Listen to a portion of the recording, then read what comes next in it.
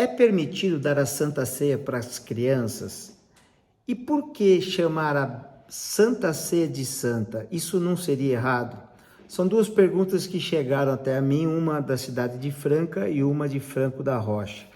Meu nome é Rinaldo Gílio e o meu interesse é que você cresça, floresça e frutifique. Começa aqui mais uma aula de mentoria de líderes.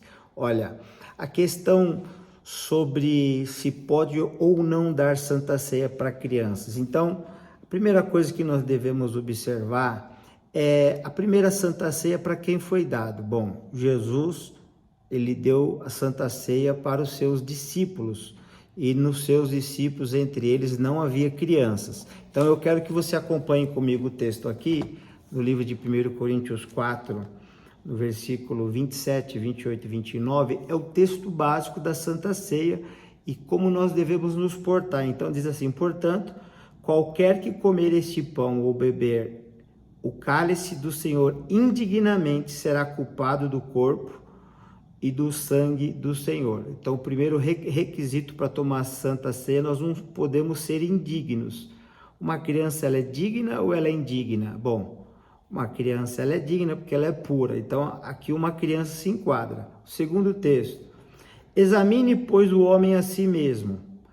Aqui vem a segunda questão, que uma criança não se enquadra. Primeiro, ela não tem uma maturidade de ser adulto, nem homem, nem mulher. E segundo, ela não tem o poder de examinar a si mesmo. Ela não tem o poder de avaliar a si mesmo sobre suas condutas.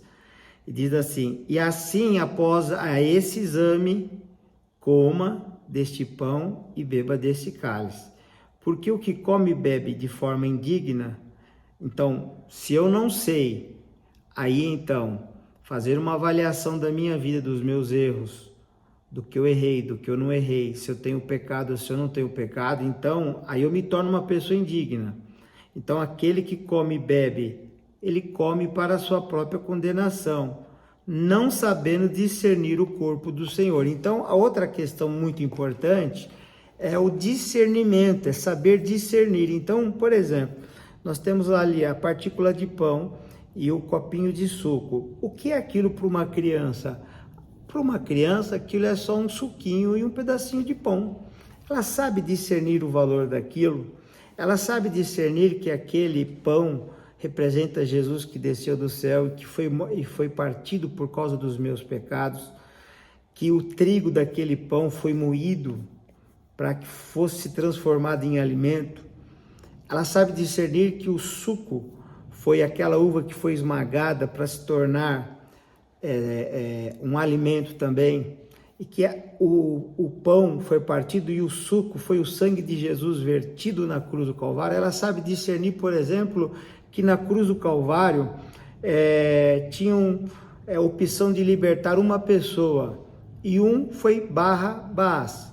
Bar significa filho, naquele tempo chamavam Bar Jonas, filho de Jonas, Bar José, filho de José, e Barrabás é filho de Abba, Bar Abá, filho do pai.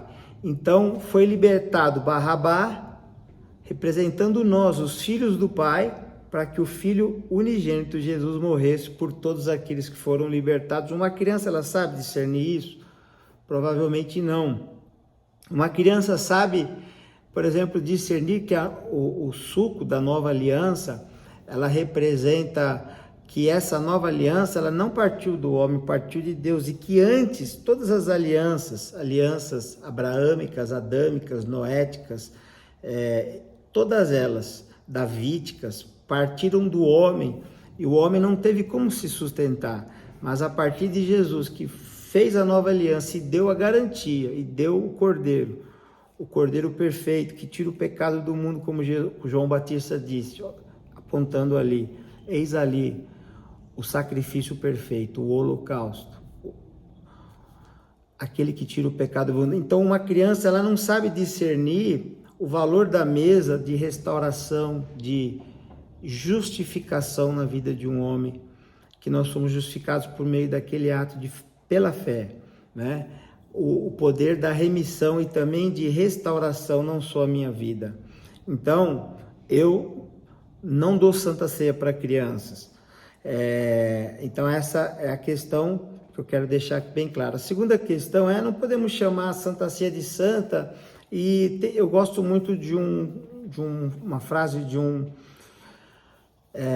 homem chamado, um teólogo chamado Abraham Kuyper. Ele fala que entre o céu e a terra não existe 1 centímetro quadrado que Deus não possa chamar de meu. E em Atos fala assim, em Atos 12, 24, o que Deus fez, o mundo e tudo que nele há, sendo o Senhor do céu e da terra, não habita em templos feitos por mãos de homem, nem tampouco é servido por mãos de homem, porque necessitando de alguma coisa, porque Ele mesmo é quem dá a todos, a vida, a respiração, a todas as coisas, e de um só fez toda a geração dos homens para habitar sobre a face da terra, determinando os tempos já dantes ordenados e os limites da sua habitação, para que buscássemos ao Senhor, se porventura tateando e pudéssemos achar, ainda que não está longe de cada um de nós. Então, se Ele está perto e Ele está em tudo, tudo é santo, porque nele vivemos, nos movemos, existimos, como também alguns dos vossos poetas disseram, pois somos também sua geração. Então, tudo é de Deus e tudo é para Deus. Tudo foi formado dele, por ele, para ele, Jesus, todas as coisas. Então, tudo é santo.